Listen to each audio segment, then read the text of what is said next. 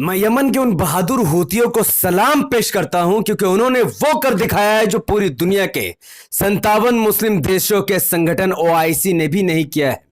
जिस तरीके से इजराइल गाजा का नरसंहार कर रहा है और पूरी दुनिया खामोश होकर तमाशा देख रही है, उसी वक्त जिस तरीके से हूतियों ने रेड सी में हमले करके पूरी दुनिया का व्यापार को ठप कर दिया है और अब यूके और यूएस ने यमन पर एयर स्ट्राइक कर दी है और जिस तरीके से यमन ने यूएस और यूके को मुंहतोड़ जवाब दिया है, ये पूरी खबर आपको पूरी तरीके से हिला कर रख देगी। तो पूरी आखिरी तक इस वीडियो को जरूर देखिए। उससे पहले अस्सलाम वालेकुम वरहमतुल्लाहि वबरकात।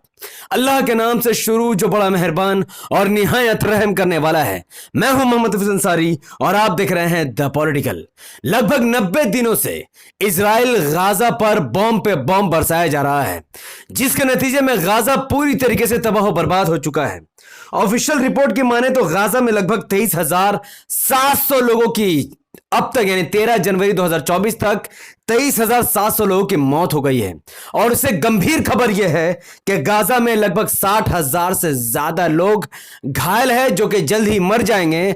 और उससे भी गंभीर बात यह है कि लगभग हजारों लोग 40,000 50,000 से ज्यादा लोग गाजा के अंदर मलबों में दबे हैं, जहां पर इजराइल द्वारा बमबारी की वजह से जो बिल्डिंगें गिरी है, बच्चे बूढ़े महिलाएं बुजुर्ग सब कोई उस मलबे में दबे हुए हैं। ये सब कुछ होते हुए पूरी दुनिया गाजा पर हो रहे नरसंहार पर तमाशा देख रही थी। इजराइल के जुल्म पर पूरी दुनिया खामोश थी। खासकर 57 मुस्लिम देशों का संगठन ओआईसी भी इस पर कुछ नहीं कर पा रहा था। लेकिन तभी यमन के हूतियों ने एक बेड़ा अपने सर पर उठाया, एक अज़म अपने सर पर उठाया और उन्होंने 2 महीने के अंदर रेड सी के अंदर घुसकर 25 बार से ज्यादा हमले किए, 20 से ज्यादा जहाजों को अगवा किया, उनको रोक दिया और पूरी दुनिया की जो इकोनॉमी है उसको ठप करने की कोशिश की, जिससे अमेरिका और इजराइल बिलबिला गई। और दूसरी तरफ अफ्रीका ने इंटरनेशनल कोर्ट ऑफ जस्टिस में इजराइल के खिलाफ मुकदमा ठोक दिया और इजराइल वहां पर परेशान। एक तरफ हूतियों ने इजराइल को परेशान कर दिया रेड सी में, और एक तरफ African international court of justice में इजराइल पर नरसंहार का आरोप लगाकर उसे वहां पर भी परेशान कर दिया। लेकिन तभी 11 जनवरी 2024 को अमेरिका एक और खेल खेलता है। अमेरिका और यूके मिलकर यमन के कई इलाकों में एयर स्ट्राइक कर देते हैं, जिसके वजह से 5 से ज्यादा लोगों की मौत होती है। ऐसे इलाकों में वो एयर स्ट्राइक करते हैं जहां पर हूतियों का हथियार रहता है। इस एयर स्ट्राइक पर पूरी दुनिया में वबाल मच गया, हड़कंप मच गया। कुछ लोग इस खबर को व्यापक और भ्रामक बताने लगे, लेकिन तभी व्हाइट हाउस से जब एक लेटर जारी हुआ जिसमें कहा गया कि जो बाइडेन और अमेरिका के साथ साथ यूनाइटेड किंगडम यानी ब्रिटेन ने भी साथ मिलकर यमन के कई इलाकों पर उन्होंने बॉम्ब गिराए हैं, एयर स्ट्राइक किए हैं, क्योंकि उनको रेड सी में हो रहे हूतियों का आतंक को रोकना था, जिसकी वजह से वो सेल्फ डिफेंस में यमन पर एयर स्ट्राइक कर रहे थे। इस एयर स्ट्राइक से सिर्फ यमन को ही क्षति नहीं पहुंची है, बल्कि यूनाइटेड स्टेट ऑफ अमेरिका लगातार इराक पर भी हमले कर रहा है, सीरिया पर भी हमले कर रहा है और मिडिल ईस्ट के कई इलाकों पर वो हमले करते ही जा रहा है। जिस तरीके से अमेरिका और यूके ने यमन पर हमला किया, व्लादिमीर पुतिन भड़क गए और व्लादिमीर पुतिन रशिया के प्रेसिडेंट ने यूएन में इमरजेंसी बैठक बुलाने की मांग की है, क्योंकि पुतिन कहीं ना कहीं जानते हैं कि इजराइल और गाजा में चल रही इस जंग का आग अब पूरी दुनिया पर फैलने वाली है। और जिस तरीके से अमेरिका और यूके ने बमबारी की है यमन पर, यह जंग के माहौल को पूरी तरीके से बदल कर रख देगा, पूरी दुनिया को वर्ल्ड वॉर 3 में भड़का देगा, उस आग में धकेल देगा। इसीलिए व्लादिमीर पुतिन ने जल्द से जल्द इमरजेंसी बैठक बुलाने की मांग की है। और यहां पर ओमान के सुल्तान ने हूतियों के खुला समर्थन कर दिया है। ओमान के सुल्तान ने कहा है कि किसी भी तरीके से ओमान के एयर स्पेस को हूतियों के खिलाफ बमबारी में इस्तेमाल नहीं किया जाएगा। अमेरिका हो, इजराइल हो, ब्रिटेन हो या फिर कोई भी हो, अगर किसी को हूतीस पर हमला करना है या यमन का हमला करना है तो वो ओमान के आसमान से उड़कर नहीं जा सकते हैं। अगर ओमान के आसमान से यूके और या फिर यूएस एयर स्ट्राइक करने की कोशिश करेगा यमन पर, तो ओमान की सरकार उसे वहीं पर ध्वस्त कर देगी और गिरा देगी और अपने पूरे रिलेशन अमेरिका से खत्म कर देगी।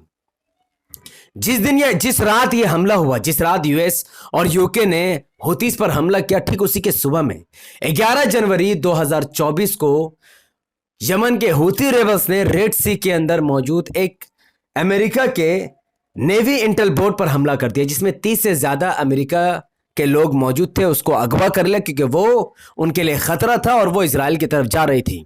अमेरिका इस हमले से बिलबिला गया क्योंकि अमेरिका एक सुपर पावर है और हुतियों को वो अपने पैरों की जूती भी नहीं समझता है। तो अगर यमन के हुतीस अमेरिका के बोट पर या नेवी पर हमले कर देते हैं तो ये पूरी दुनिया में थूथू का विषय होता। और वैसे भी पूरे अमेरिका में बाइडेन के खिलाफ थूथू चली रही है, तो अपने खिलाफ थूथू ना हो बोलकर उसने यमन में हमला कर दिया। लेकिन सवाल यह खड़े होता है कि यह हमला आखिर यूके ने क्यों किया? यूके का इजराइल गाजा वॉर से क्या लेना देना है? यूके आखिर क्यों हुतीस पर हमले कर रहा है जबकि हुतीस ने यूके के तो ज्यादा जहां रुके नहीं है? इसके पीछे का रीजन है गाजा के जमीन के अंदर छुपा हुआ 4,592 बिलियन डॉलर का गैस खजाना।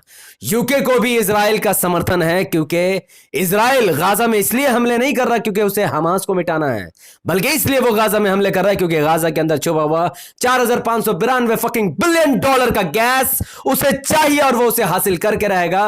और इतना बड़ा गैस का भंडार अकेला इजराइल तो नहीं करेगा, बल्कि वो अलग अलग कंपनियों को सौदा देगा, जिसमें जो बाइडेन का भी सौदा होगा और यूके के पीएम प्रेसिडेंट ऋषि सुनक का भी होगा। तो ऋषि सुनक को भी शायद गैस का वो भंडार चाहिए, उसकी गंदी नजर उसमें है, इसीलिए वो यूएस के साथ मिलकर हमला कर रहा है। और जैसे ही यूके और यूएस ने मिलकर जिस तरीके से यमन में रातों रात उसने कई इलाकों में बम बरसा दिए, सुबह होते ही लाखों की तादाद में यमन में वो लोग जो शिया सुन्नी के नाम पर लड़ रहे थे वो एकजुट हो गए और एक साथ मिलकर हुतीस के समर्थन में उतर गए, फलस्तीन के समर्थन में उतर गए और अमेरिका और इजराइल और यूके के खिलाफ जमीनी स्तर पर उन्होंने जंग छेड़ दी है।